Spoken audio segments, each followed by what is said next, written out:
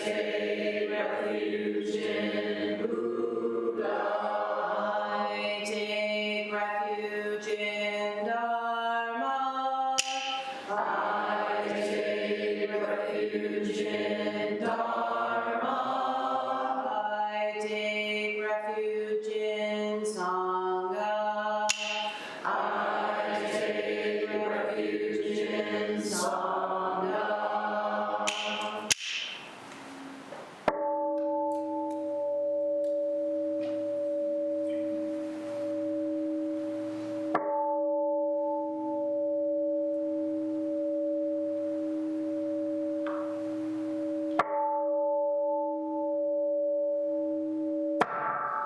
The 5 remembrances.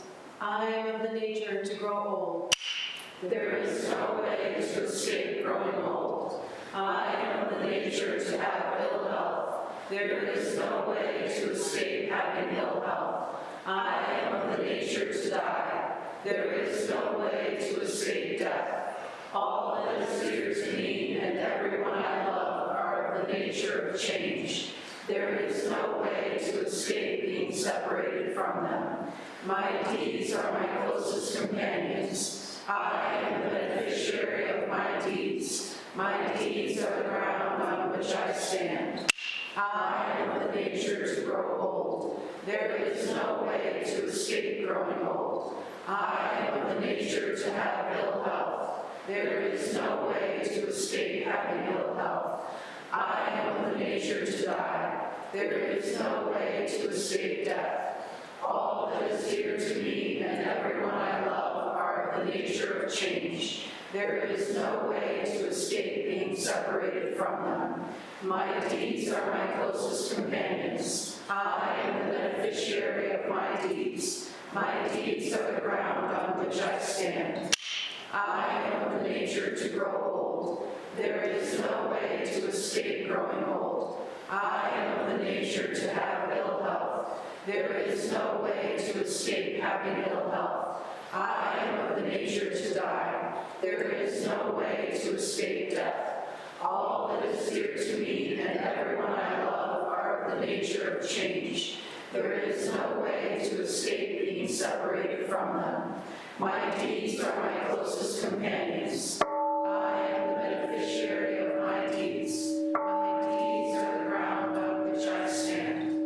This precious human life, rarely encountered, is easily lost. Now that I have life and opportunity, may I practice the Dharma wholeheartedly.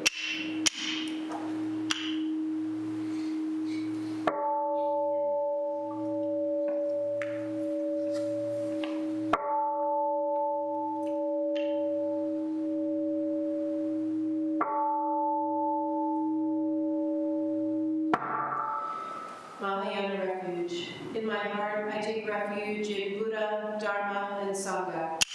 May I liberate suffering beings and bring them to great joy. May the compassionate spirit of love grow within me, that I may actualize the great way. In my heart, I take refuge in Buddha, Dharma, and Sangha. May I liberate suffering beings and bring them to great joy. May the compassionate spirit of love grow within me, that I may actualize the great way. In my heart, I take refuge in Buddha, Dharma, and Sangha. May I liberate suffering beings and bring them to great joy. May the compassionate spirit of love grow within me, that I may actualize the great way. Invocation of the lineage. I give thanks for the guidance of my teachers. For the lineage of teachers before them, I give thanks and offerings for their devoted practice of generosity, moral discipline, patience, joyful effort, concentration, wisdom, skillful means, unshakable vow, spiritual powers, and awakened awareness for my benefit. May their years of life be lengthened. May their vows be completely realized. And may I cultivate these perfections with their guidance. 7 practices of the Bodhisattva. I bow down in body, speech, and mind. I offer the best I have to give, both real and imagined, to fill the space between us. I regret and purify all transgressions. I rejoice in all virtues. I request you to remain until total enlightenment. I request wise and compassionate guidance. I dedicate my merit for the sake of all beings. Generating love and compassion. May all sentient beings be free from clinging and hatred.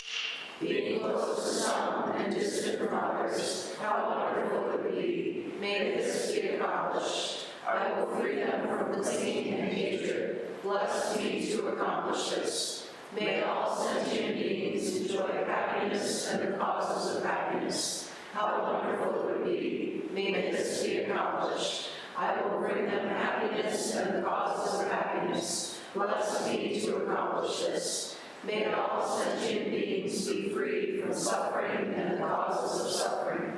How wonderful it would be. May this be accomplished. I will free them from suffering and the causes of suffering.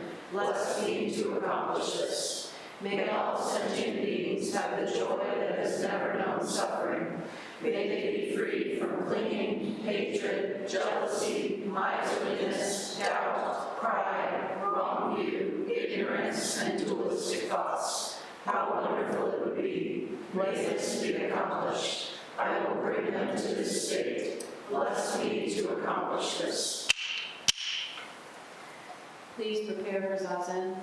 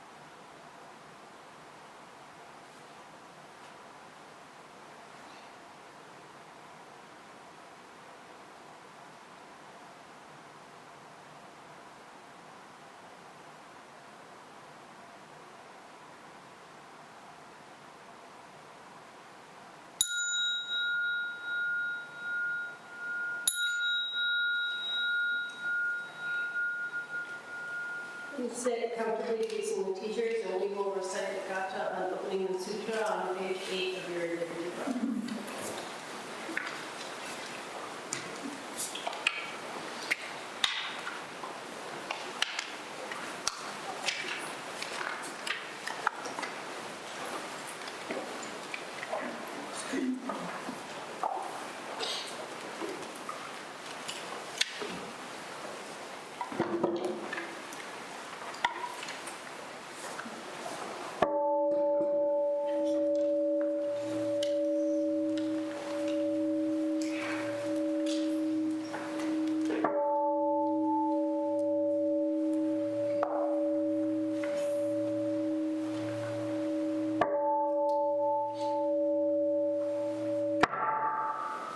Gatha opening the sutra.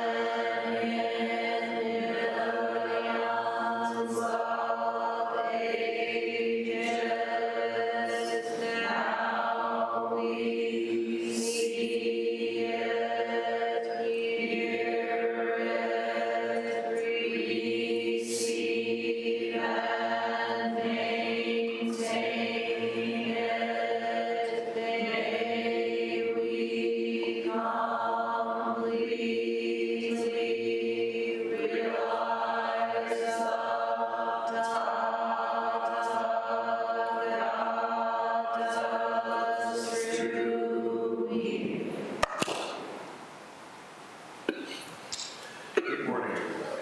Thank you very much for being here. Today we have a very special moment to acknowledge. This happens twice per annum in the temple calendar. And this has to do with a period of training. There are 4 distinct periods of training in the temple life. We have just concluded, as of a moment ago, the winter training period. And we move now into the fall training period, which is also called the fall Ango. Spring, dear, spring. Spring. Lovely. Make it so. Yeah, I'm ready for spring. Spring is here. So, then summer, and then what happens? Then fall, right?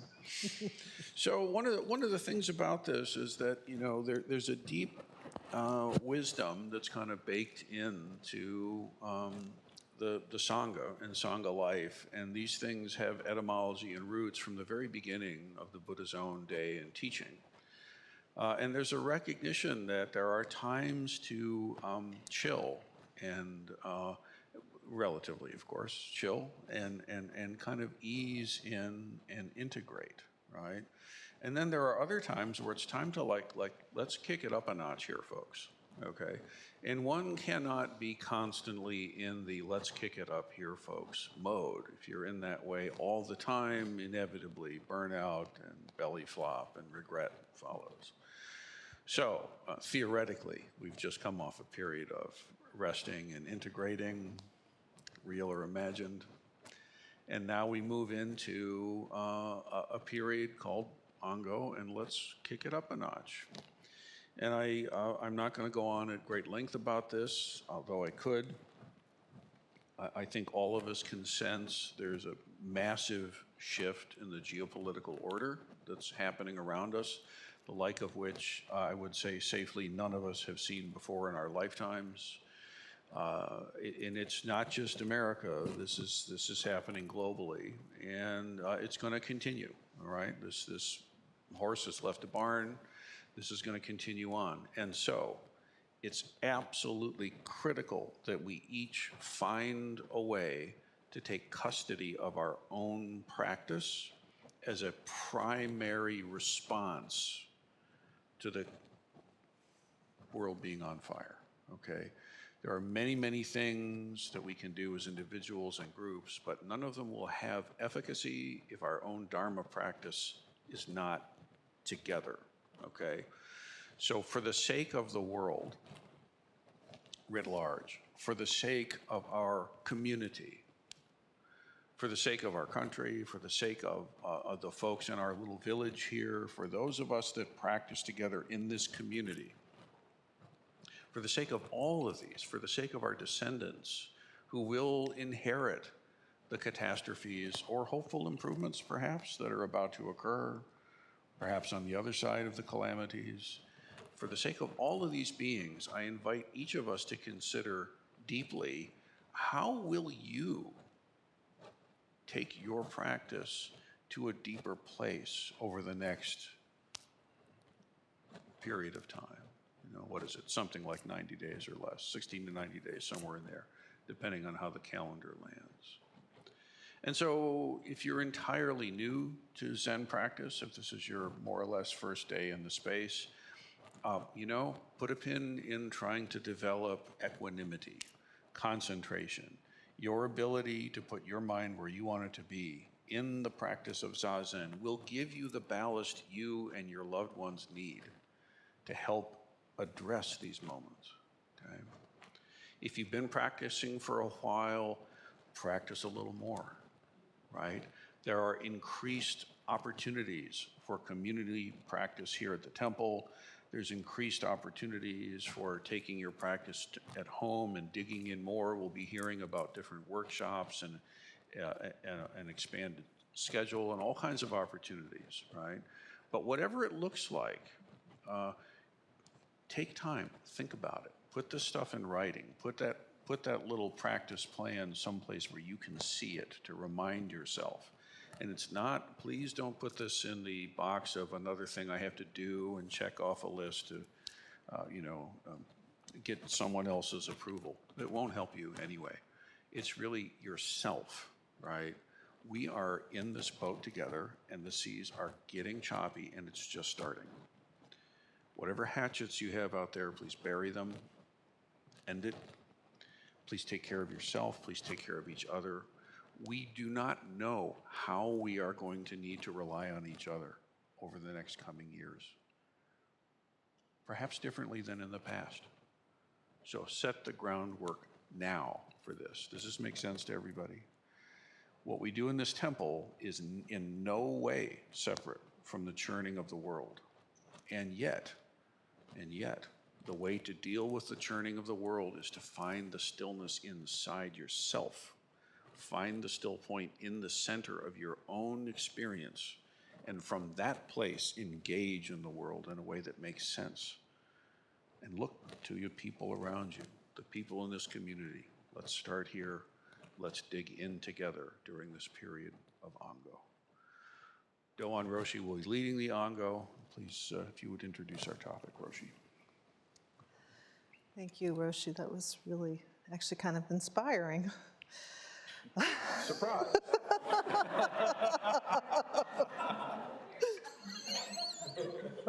That actually was inspiring. That's amazing.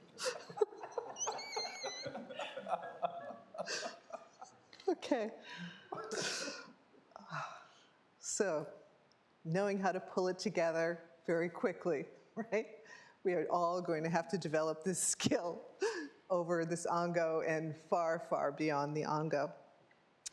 So in this Ango, we are going to be meeting our first Zen ancestor. Now, when you go into the Red Room and you see the lineage of all of the ancestors and all of those scrolls, it's sort of like all these names that are just like, who is that? Who is that? Who is that? So we decided that going forward during Angos, we're going to meet the ancestors. And the first one we're going to meet is Bodhidharma. Now, interestingly, Bodhidharma lived in India. He was the son of a king in sort of one of the lower kingdoms in India.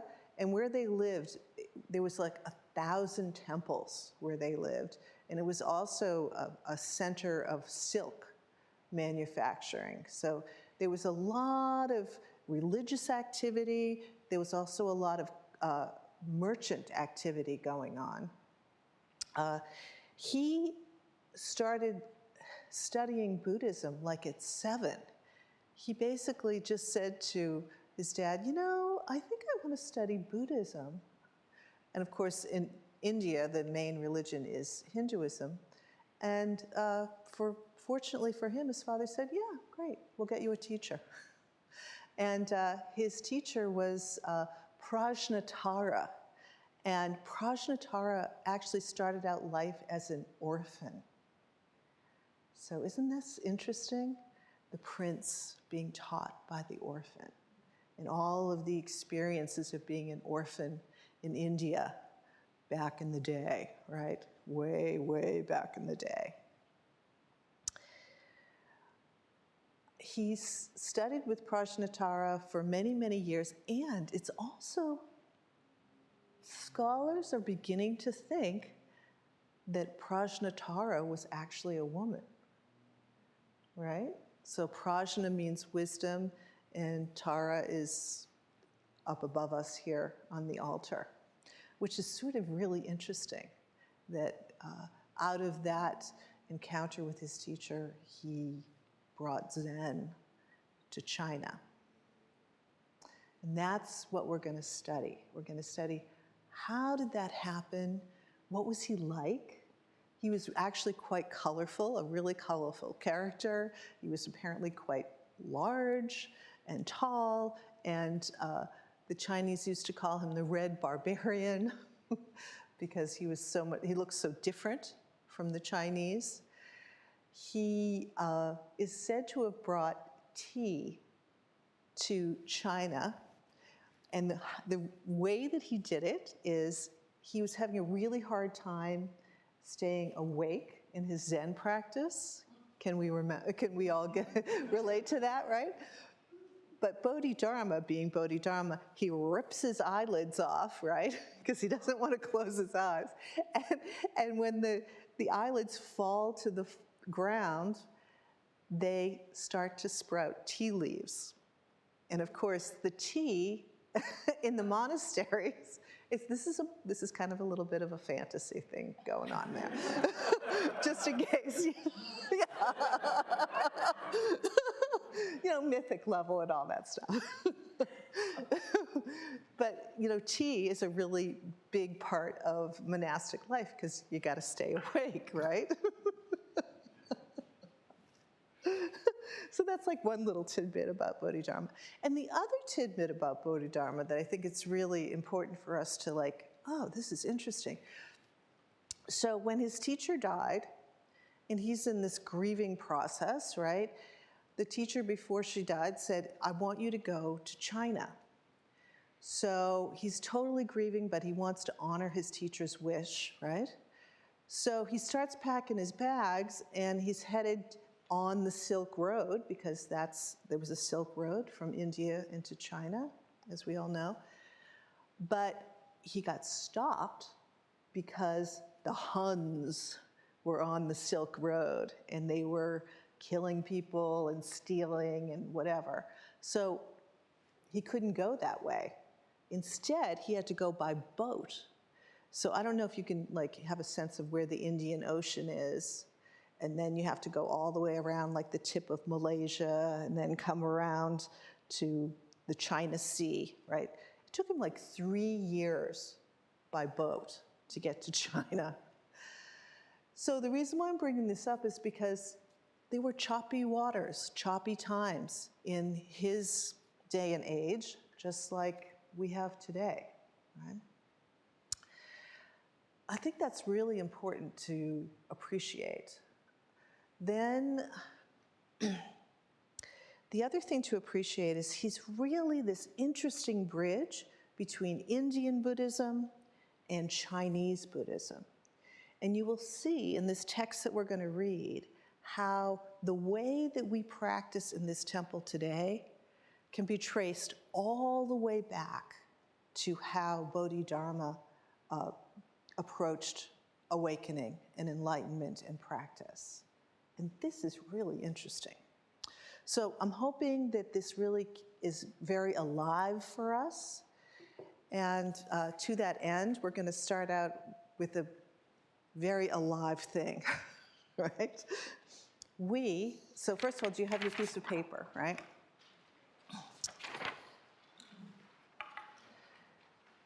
Okay, so this is the outline of practice. This is the sermon that is pretty much definitely attributed to Bodhidharma, okay, by scholars. What we are going to do is each one of us is going to take a line, right? Now, a line is defined as words and a period, right? So when you come to the end of the sentence, you stop. You're going to have a mic. Then you're going to just pass the mic to the next person, and they're going to read the next line. So there's no need to bow or anything else. You're just going to pass the mic, and the mic is on. So you don't have to go, boop, boop, is this on? Is this working? Which end do I use? You know, that kind of thing. So try not to do that. If you are having trouble, someone will come over and assist you. We've seen it all. Yeah. And you'll see how his mind is going to come alive through the minds and the voices of everybody in the room. And this is very cool. Then the other thing to remember is that when we come to the end of the sermon, we're going to continue again. We're going to just start at the beginning again so that we get to hear every person's voice the mind of Bodhidharma. So right from the start, we're mingling our minds with our ancestor, right? And you know, in Zen, it's very important to appreciate that we have a biological ancestry and we have a spiritual ancestry. And that is so alive in us, just like the biology of our ancestors is in us as well. So, we're going to start. Let's go. Many roads lead to the path, but basically there are only two. You know what? I think we were supposed to start. Is the mic on?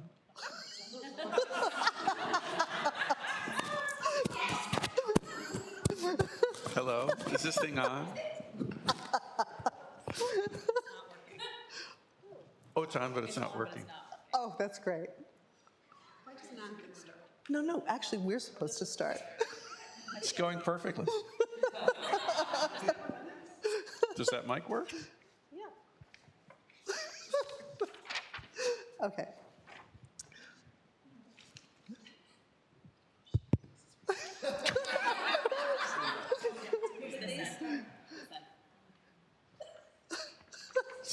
Quickly. All right, we're starting. Bodhidharma's watching. All right, yeah. Let's keep it together, pull it back in, right?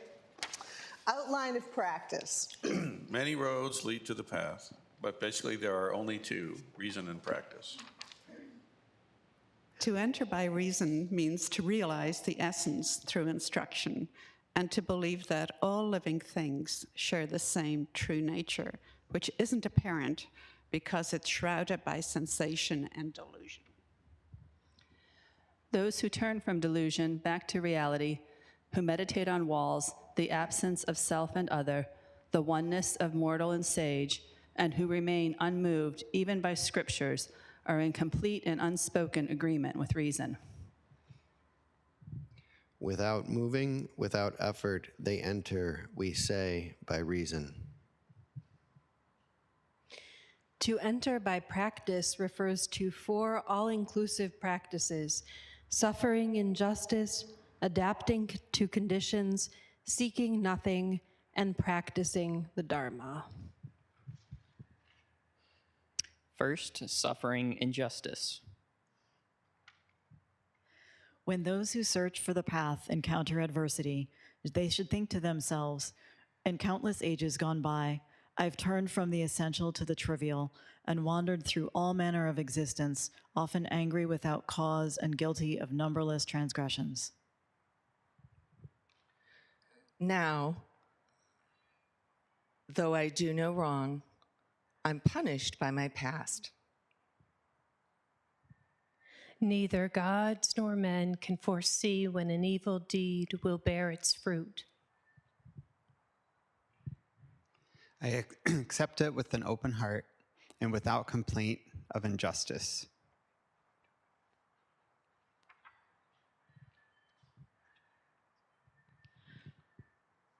The sutras say, when you meet with adversity, don't be upset because it makes sense.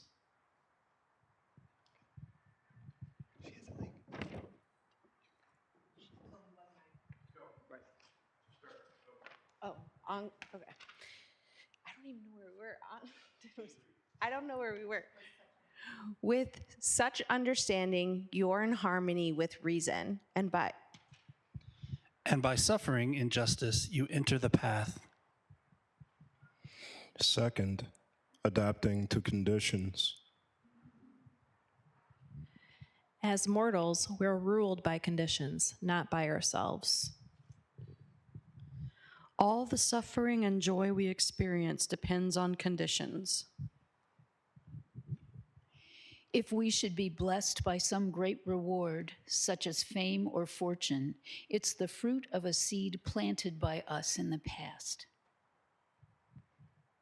When conditions change, it ends. Why delight in its existence?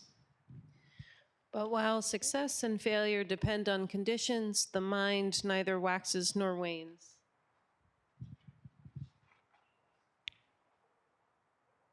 Those who remain unmoved by the wind of joy silently follow the path.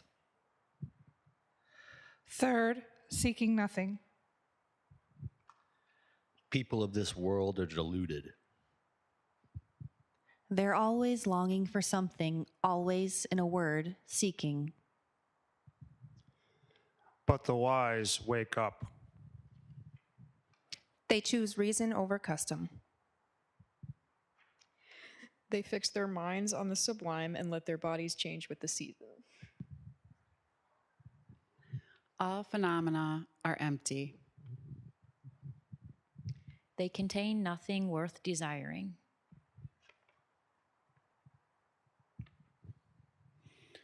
Calamity forever alternates with prosperity. To dwell in the three realms is to dwell in a burning house. To have a body is to suffer. Does anyone with a body know peace? Those who understand this detach themselves from all that exists and stop imagining or seeking anything. The sutra says to seek is to suffer.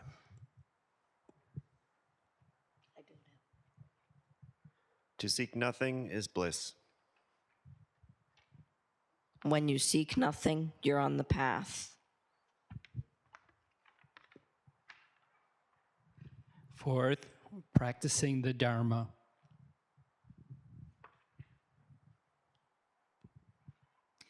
The Dharma is the truth that all natures are pure. By this truth, all experiences are empty.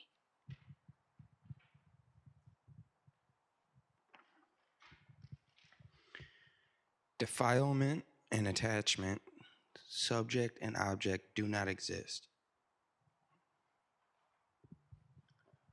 The sutras say the Dharma includes no being because it's free from the impurity of being, and the Dharma includes no self because it's free from the impurity of self.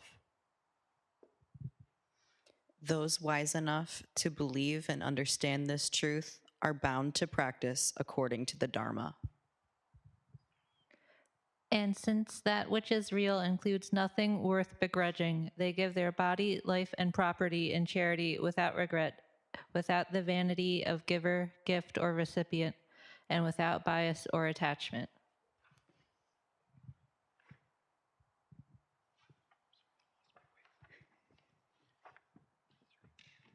And to eliminate impurity, they teach others, but without becoming attached to form. Thus, through their own practice, they're able to help others and glorify the way of enlightenment. And as with charity, they also practice with other virtues.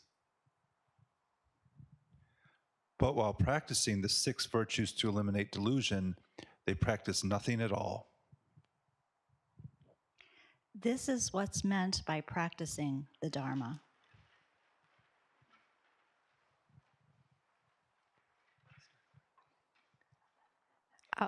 Outline of practice.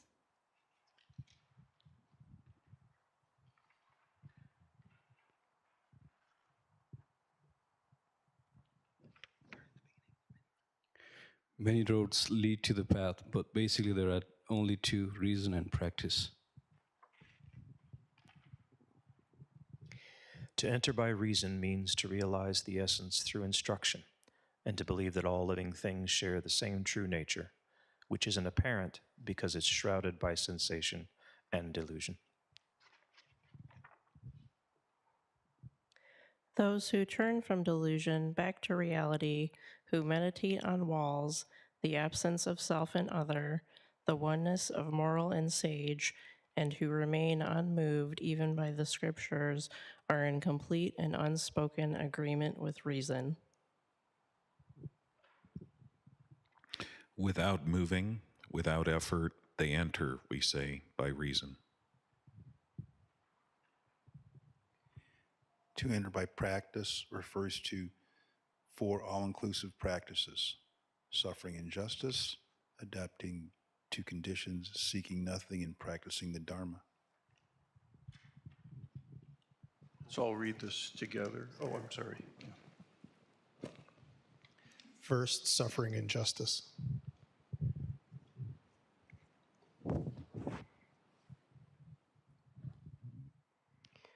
When those who search for the path encounter adversity, they should think to themselves, in countless ages gone by, I've turned from the essential to the trivial and wandered through all manner of existence, often angry without cause and guilty of numberless transgressions.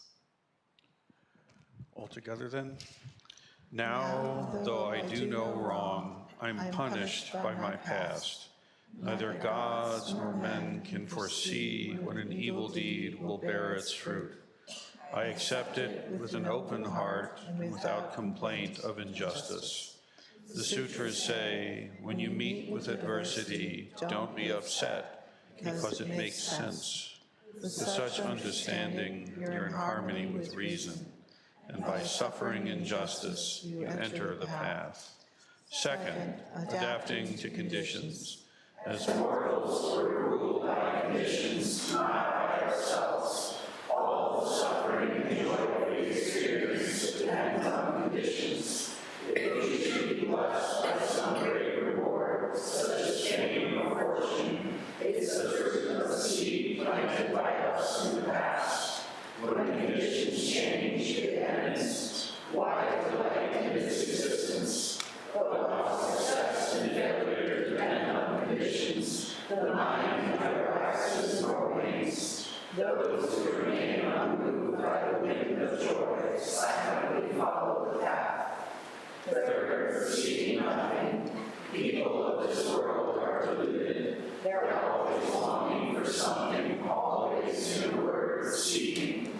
But the wise wake up. They choose reason over custom. They fix their minds on the sublime and let their bodies change with the seasons. All phenomena are empty. They contain nothing worth desiring. Calamity forever alternates with prosperity. To dwell in the 3 realms is to dwell in a burning house. To have a body is to suffer. Does anyone with a body know peace? Those who understand this detach themselves from all that exists and stop imagining or seeking anything. The sutras say, to seek is to suffer, to seek nothing is bliss. When you seek nothing, you're on the path. Fourth, practicing the Dharma. The Dharma is the truth that all natures are pure. By this truth, all appearances are empty.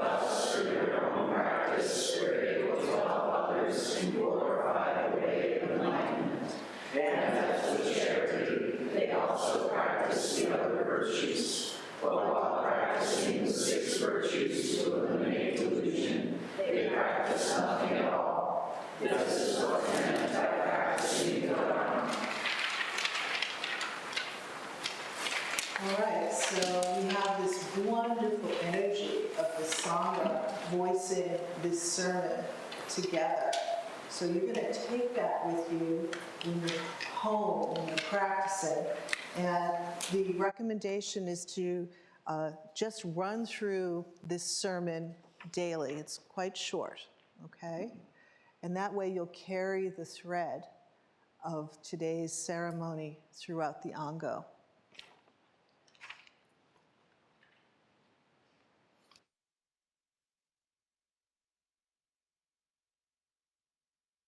No, I think so. Do you? I don't. Who explains it?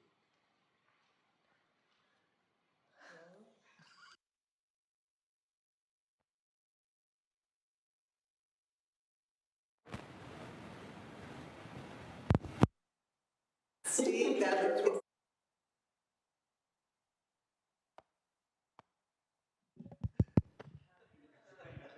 Hello? So we're now going to move into the scroll portion of the ceremony. And actually, we can be setting up the table as I'm talking, if the ushers want to go ahead and do that. As most of you know, the leader of this Ango, Doan Roshi, will brush the enso onto the paper, the enso, of course, being the symbol of enlightenment, and Bodhidharma, known as the great teacher of circle enlightenment. Once that is done, the ushers will direct you how to come up and sign your name on the scroll inside the enso, and then you will ring the bell twice and then follow the usher's directions back to your seat, and we will all get through this safely.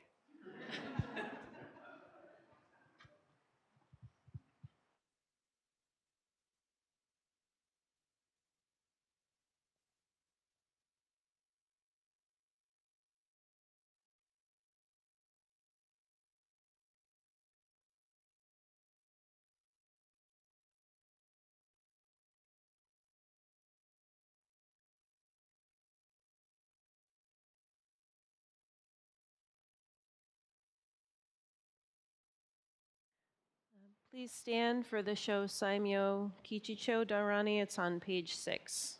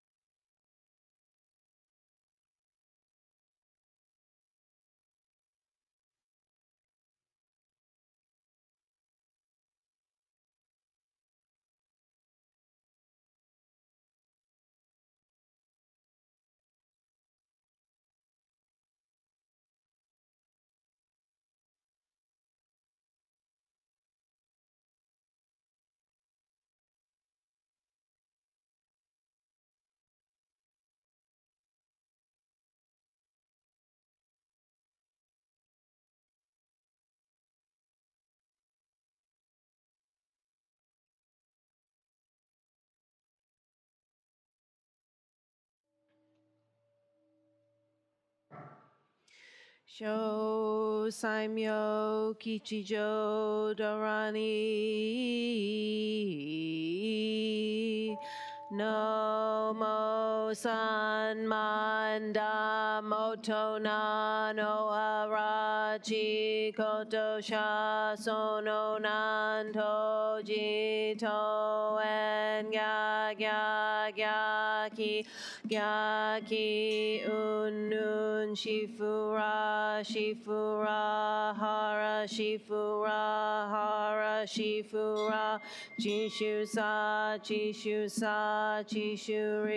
Chishuri Sohaja Senchi Shirie Somoko no mo san manda motona no harachi koto sha sono nanto jito en ga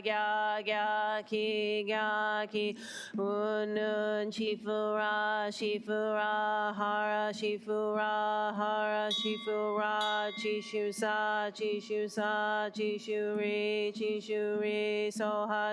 sohaja sen Jiga Shirie Somoko no Mo San Manda Motona no Arachi Koto Sha Sono Nanto Jito and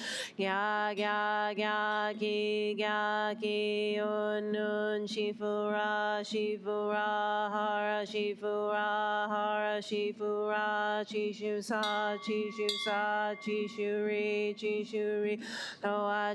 Soaja Senji ga Shirie Somoko no Mo San Manda Motona no Harachi Koto Sha Sono Nanto Jito en ki Unun Shifura Hara Chishuri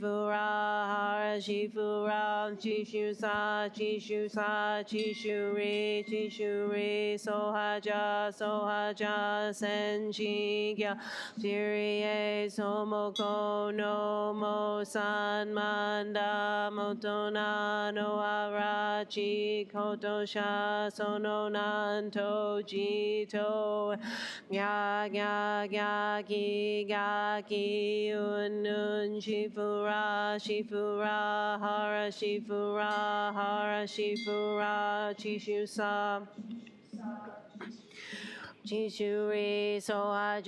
Sohaja Semchi Ga Shirie Somoko no Mo San Manda Motona no Arachi Koto Sha Sono Nanto Jito en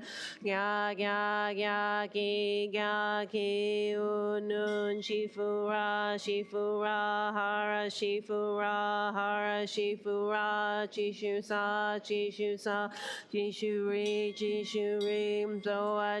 Sohaja Senchi Shirie Somoko no Mo San Manda Motona no Arachi Koto Sha Sono Nanto Jito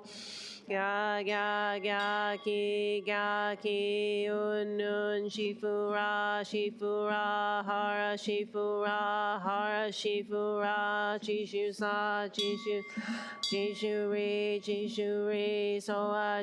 Sohaja Senchi Ga Shirie Somoko no Mo San Manda Motona no Harachi Koto Sha Nanto Jito en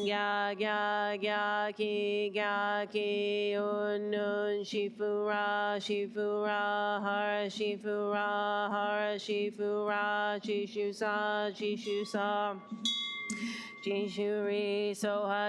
Sohaja Senchi Ga Shirie Somoko no Mo San Manda Motona no Arachi Koto Sha Nando jito en ga ki unun shifura hara shifura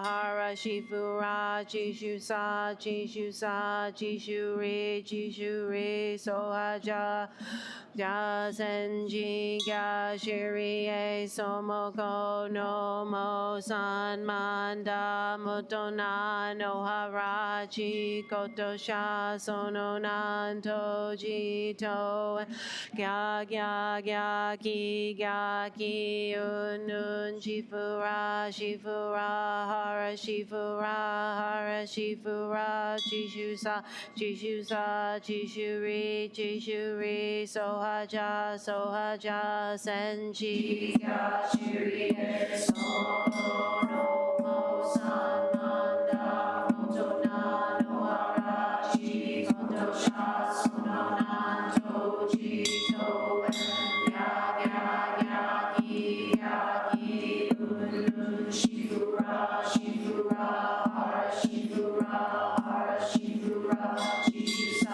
jishusa jishuri sohaja senji ga shiri e somoko no mo san manda motona no harachi koto sha sono nanto jito ki unun shifura hara jishusa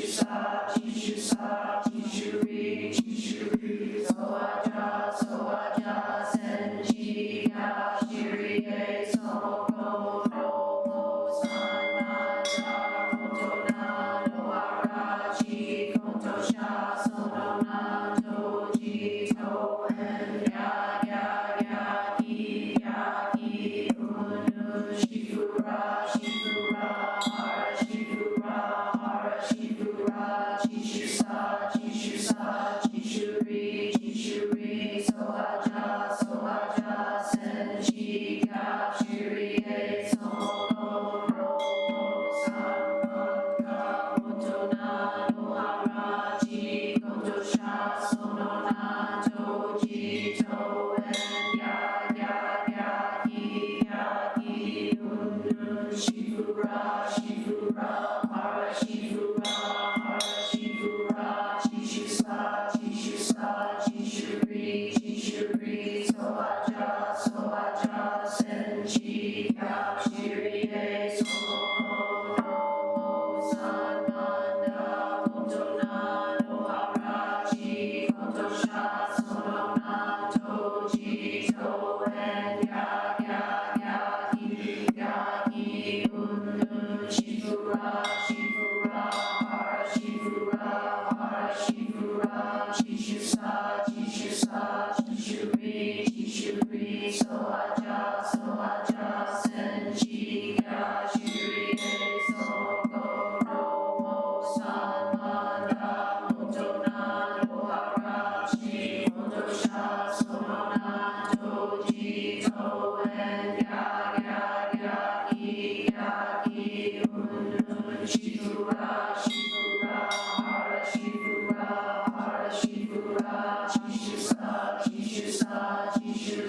jishuri sohaja senji ga shiri e somoko no mo san manda motona no harachi koto sha sono nanto jito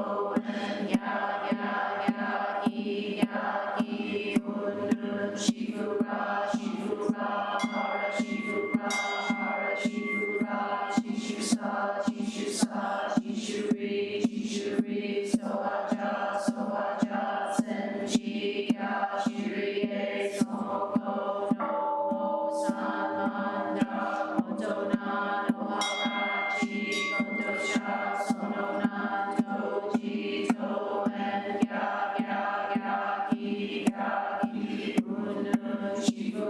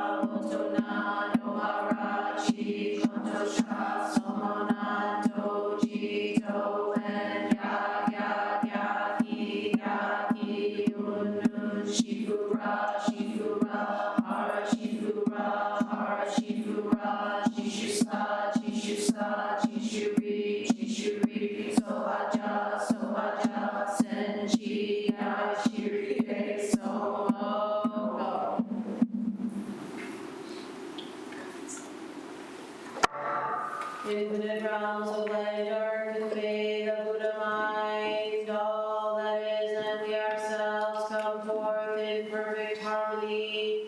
We offer this sincere and devoted practice for the many beings of the 6 worlds, and dedicated and grateful thanks to the strength and sound practice of the Great Heartland Sangha and its teachers. May our virtuous actions be clear from all interferences, and may our vows be fully realized. We especially dedicate these merits to our Sangha entering into this time of intensive Ango practice. May all obstructions to our practice be cleared. May the lineage of ancestors nourish and sustain our practice. May the Sangha find joy and ease. May we live in perfect peace with Buddha Dharma, and may we realize the Buddha way together.